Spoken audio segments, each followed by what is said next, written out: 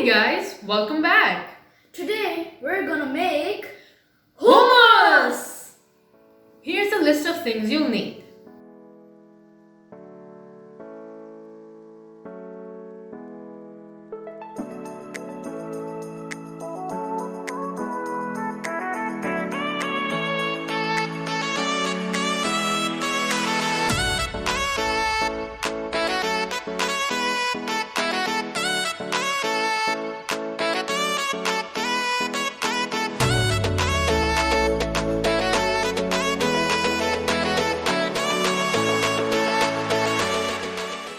We'll also need a spatula, measuring spoons, some stencils, and a blender. Let's get started. Add in 400 grams of chickpeas. If you are using canned chickpeas, don't forget to drain them first. Next up, add in 1/3 glass of cold water and about 4 to 5 cubes of ice, 1/4 teaspoon of salt, and 2 teaspoons of olive oil. Add in 1½ teaspoon of lemon juice and 3 tablespoons of tahina.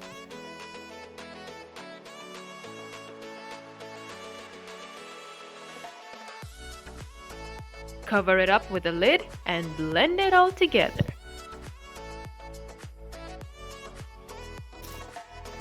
Blend well to remove any lumps.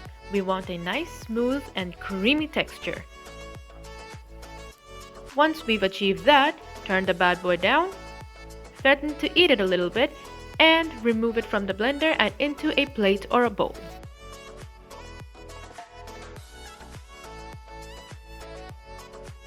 Scoop it all out to avoid any wastage.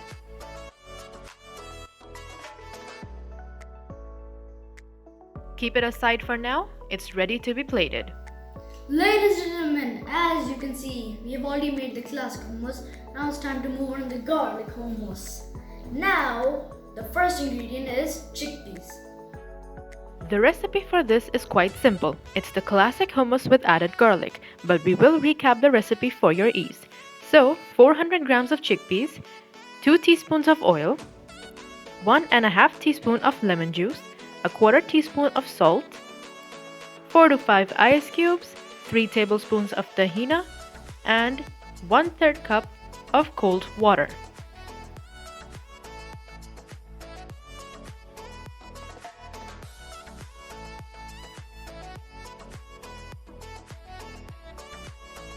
Add in 1 heaped teaspoon of chopped garlic and blend it all together.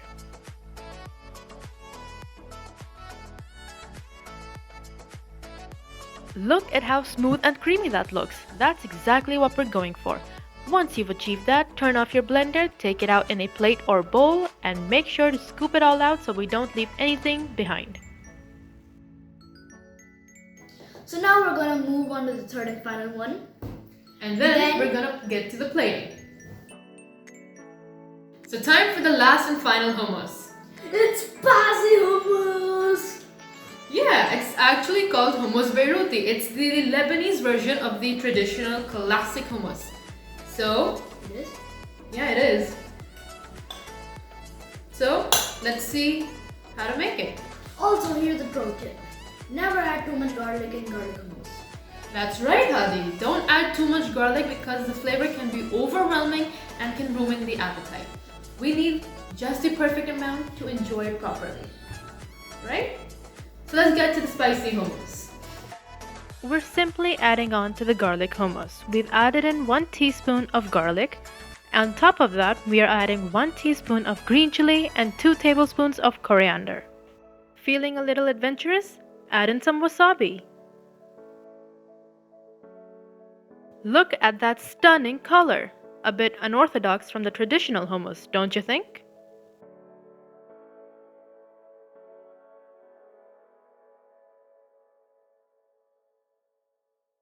Let's plate! And we're back! Let's start the plating. So we're gonna start with the first hummus we made, the classic one. So a classic dish requires a classic plating style, don't you think? Perhaps I'm a bit old school that way. With the back of a spoon, give your hummus a nice swirl. This will create a well of sorts where the olive oil will go, so that it doesn't splash around the dish.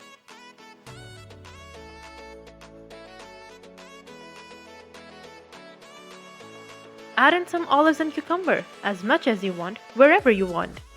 Top it off with some red chili powder and you're good to go. Time to plate the dish for all you garlic lovers out there. Smooth out your hummus and create your well.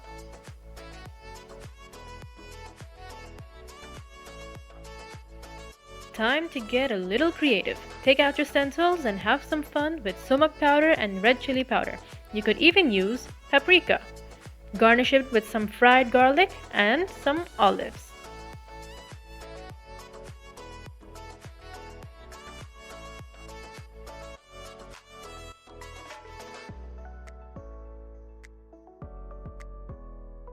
Swirl out another well for our last and final dish of the day.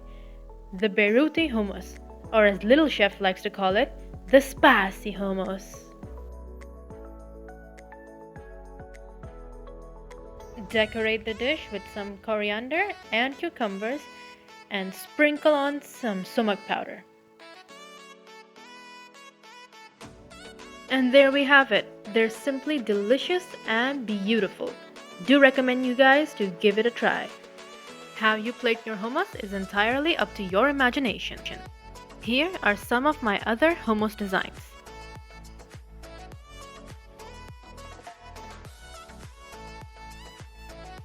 And hey, if you're up for it, why not combine them all? Wow, Hadi, I think we did a pretty good job. Yeah, we did. Well, don't forget to like, comment and subscribe and hit the notification button. Turn that notification bell gray. Yeah! Alright, see you next time!